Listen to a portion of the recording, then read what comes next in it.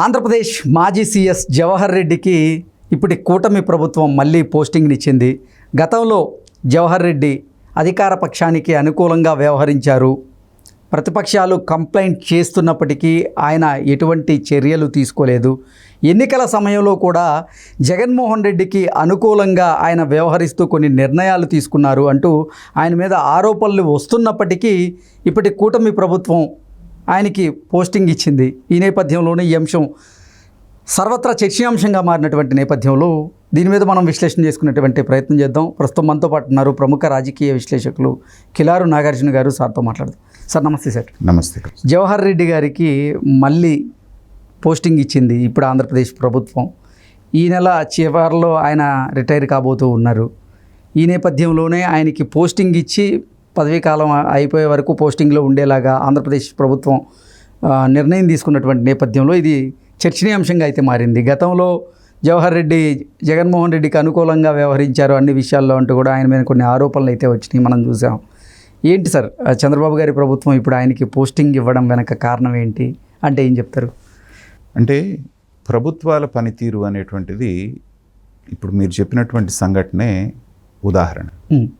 అంటే పాలకుల మనస్తత్వం ఎలా ఉంటుంది, చట్టాన్ని గౌరవిస్తూ తర్వాత నైతికతను పాటిస్తూ పాలించే గవర్నమెంట్ ఎలా వ్యవహరిస్తుంది, చట్టాలతో మాకు పని లేదు, నైతికతతోటి పని లేదు, మా ఇష్టారాజ్యంగా పాలిస్తాము అనేటువంటి వాళ్ళు ఎలా చేస్తారనేటువంటిది దానికి ఇది ఒక ప్రధానమైనటువంటి ఉదాహరణగా మనం తీసుకోవచ్చు. ఇదే ఏబి వెంకటేశ్వరరావు గారిని సుప్రీంకోర్టు తీసుకోమని చెప్పి, ట్రిబ్యునల్ తీసుకోమని చెప్పి ఆయన మీద ఏ రకమైనటువంటి నేరారోపణలు నిరూపించబడకపోయినప్పటికీ కూడా ఇదే సిఎస్ ఎవరైతే జవహర్ రెడ్డి గారు ఇవాళ రిటైర్ అవుతున్నాడో ఆయనకి డైరెక్షన్స్ ఇస్తే ఆయన మళ్ళీ హైకోర్టుకు అప్లై చేశాడు ఆయనకి పోస్టింగ్ ఇవ్వకుండా.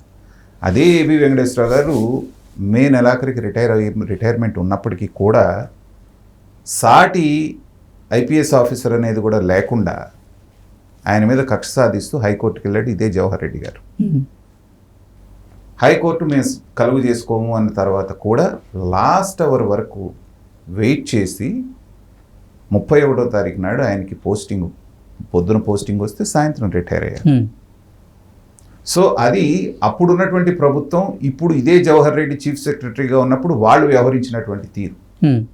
సరే, ఆయన సిఎస్ కంటే కూడా జగన్మోహన్ రెడ్డి గారికి ఒక ఏజెంట్ లాగా వ్యవహరించారు అనేటువంటిది మనందరికీ తెలిసినటువంటి విషయం. అనేక సందర్భాల్లో వీరభక్తుడు అనేటువంటి ఎలక్షన్ కోడ్ వ్యవహారంలో ఆయన ఎలక్షన్ కోడ్ మూలాన వాలంటీర్స్ తోటి పెన్షన్స్ వద్దు, మీరు వేరే ఏర్పాటు చేసుకోండి అంటే దాన్ని ఎంత గందరగోళం చేశారు.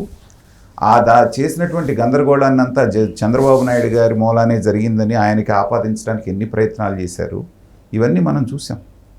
రాష్ట్రం ఎలక్షన్స్ తర్వాత రావణ కాష్టంగా కొన్ని ప్రదేశాల్లో ప్రతిదాడులు జరుగుతూ ఉంటే వైజాగ్ భోగాపురం ఎయిర్పోర్ట్ని పరిశీలించడానికి వెళ్ళానని చెప్పి మాట వరుసకు చెప్పి అక్కడికి వెళితే భూ ఆక్రమణ ఆరోపణలు ఆయన మీద ఎలా వచ్చినాయో చూసాం. ఇవన్నీ గమనించిన తర్వాత చంద్రబాబు నాయుడు గారు రాగానే ఆయన్ని లీవ్లో వెళ్ళమని చెప్పడం, ఆయన లీవ్లో వెళ్ళడం జరిగింది. ఏ రకమైనటువంటి పోస్టింగ్ లేకుండా పెట్టారు ఆయన.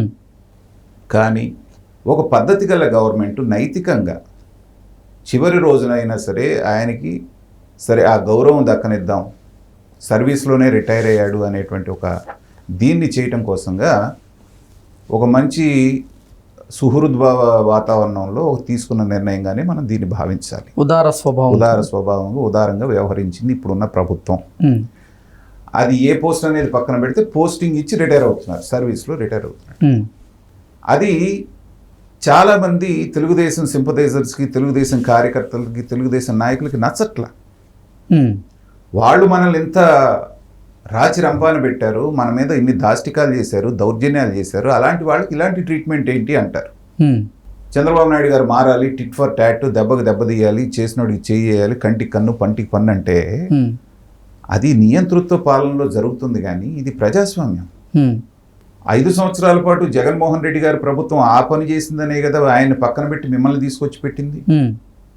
మీరు కూడా అలాంటి కక్ష సాధింపు చర్యలకి పాల్పడితే 50 సంవత్సరాలు అనుభవం లేనటువంటి జగన్మోహన్ రెడ్డి గారికి, ఫ్యాక్షన్ బ్యాక్గ్రౌండ్ ఉన్నటువంటి జగన్మోహన్ రెడ్డి గారికి ఒక 3 సార్లు ముఖ్యమంత్రి చేసి 4వసారి ముఖ్యమంత్రి అయి 74 సంవత్సరాలు ఉన్నటువంటి చంద్రబాబు నాయుడు గారికి ఒకటే రకంగా ఆపాదించరా? కాబట్టి వాళ్ళు చేయాల్సింది వాళ్ళు చేశారు. చేసినందుకు చివర్లో అవమానకరంగా ఆయన రిటైర్ అవుతున్నాడు. నిజం మాట్లాడాలంటే జవహర్ రెడ్డి గారు చాలా ఎఫిషియెంట్ ఆఫీసర్. చంద్రబాబు నాయుడు గారి హయాంలో కూడా చాలా మంచి ఆఫీసర్గా పేరుంది ఆయనకి. అన్ని సంవత్సరాలు 30 సంవత్సరాల పైన ఆయన సంపాదించుకున్న పేరంతా చివరి 5 సంవత్సరాల్లో, ఇంకా చెప్పాలంటే చివరి 2.5 సంవత్సరాల్లో పూర్తిగా ఆయన చేతులతో ఆయనే తుడిచేసుకున్నాడు. ఫైనాన్షియల్గా ఆయనకి ఎంత బాగా లాభం వచ్చిందనేది పక్కన పెడితే, ఒక నిజాయితీ గల ఆఫీసర్ అనేటువంటి పేరుతో రిటైర్ అవటం, ఒక అవినీతి పరుడైనటువంటి ముఖ్యమంత్రి దగ్గర ఆయనకు అనుచరుడిగా పనిచేసి ఒక అవమానకర రీతిలో వెళ్ళటం అనేటువంటిది అతను చేసుకున్నటువంటి కర్మఫలం. అది అలాంటి పరిస్థితి రావడమే ఆయనకి పెద్ద శిక్ష. అలాంటిది మళ్ళీ సాధింపు ధోరణితో గవర్నమెంట్కి వచ్చేదేముంది, పోయేదేముంది? ఆ ఒక్కరోజు ఆయనకు ఆ గౌరవం ఇవ్వటం వలన. కాబట్టి స్టేట్స్మన్ అనేవాడు చంద్రబాబు నాయుడు గారు బిహేవ్ చేసినట్టే చేస్తారు. ముఖ్యమంత్రి అయినా సరే నా పాత బుద్ధి మార్చుకోను, నేను ప్రత్యర్థుల్ని ఫ్యాక్షన్ లీడర్ లాగా నేను ఎలా సాధించాలో అలాగే సాధిస్తానన్నవాడు జగన్మోహన్ రెడ్డి గారి లాగానే ప్రవర్తిస్తారు. ప్రజలు ఆయన వద్దని ఈయన ఎన్నుకున్నప్పుడు ఈయన చేసే విధానాన్ని అంగీకరిస్తారు. కార్యకర్తలు, నాయకులు కూడా దీన్ని అర్థం చేసుకోవాలి. మీరు అట్లా కాకుండా వాళ్ళు అలా చేశారు, మీరు ఇలా ఎందుకు చేస్తున్నారని ప్రశ్నిస్తే ఏంటంటే మీ నాయకుడిని కూడా బురద పూసుకోమని మీరే చెప్తున్నట్టు. సో అలాగే చాలామంది అధికారులు ఆయనతో అంటగాగారు. వాళ్ళకి ఇంకొకళ్ళు కొంతమంది అయితే ఇప్పుడు సీఎంఓ ఆఫీస్లో తీసుకున్నటువంటి వ్యక్తి కూడా చంద్రబాబు నాయుడు గారి మీద కంప్లైంట్ ఇచ్చింది ఆయనే అంటున్నారు. మరి అదే పని జగన్మోహన్ రెడ్డి గారు అధికారంలోకి వచ్చి ఉంటే ఏం చేసేవాళ్ళు? వాళ్ళని అసలు ఇక్కడ లేకుండా చేసేవాళ్ళు. కానీ చంద్రబాబు నాయుడు గారు తీసుకొచ్చి సీఎంఓలో పెట్టుకున్నారు. ఏంటంటే ఎఫిషియెంట్ ఆఫీసర్స్ అయినా కాస్త దారి తప్పి వెళ్ళినప్పుడు మళ్ళీ వాళ్ళని దారిలోకి తెచ్చి ఎఫిషియెంట్ ఆఫీసర్స్ తోటి సమర్థవంతంగా పని చేయించుకోవటం అనేటువంటిది ఒక లీడర్ చేయాల్సినటువంటి పని.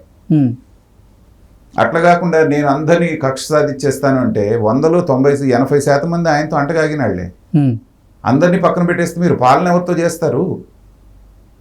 కాబట్టి బయట ఉండి మాట్లాడటం వేరు, పాలన చేయటం వేరు. ఓకే. సో ఒక గుడ్ విల్ గెస్చర్ లాగా చంద్రబాబు నాయుడు గారు ఇవ్వాల్సిన గౌరవం ఇచ్చి పంపిస్తున్నారు. ఒక రకంగా చెప్పాలంటే అదే ఆయన మనసుంటే జవహర్ రెడ్డి గారికి ఇంతకంటే పనిష్మెంట్ లేదు. నువ్వు ఎన్ని దారుణాలు చేసినా నేను వాటన్నిటిని మర్చిపోయి నేను క్షమించి గౌరవంగా పంపిస్తున్నాను చూసుకో అని ఇండైరెక్ట్గా చెప్పకనే చెప్పినట్టు చంద్రబాబు నాయుడు గారు. ఆత్మాభిమానం కలిగినటువంటి వాళ్ళకి అంతకంటే అవమానకరమైనటువంటిది ఇంకొకటి లేదు. Okay sir. అది అర్థం చేసుకున్న వాళ్ళకి అర్థం అవుతుంది. Okay sir, thank you so much.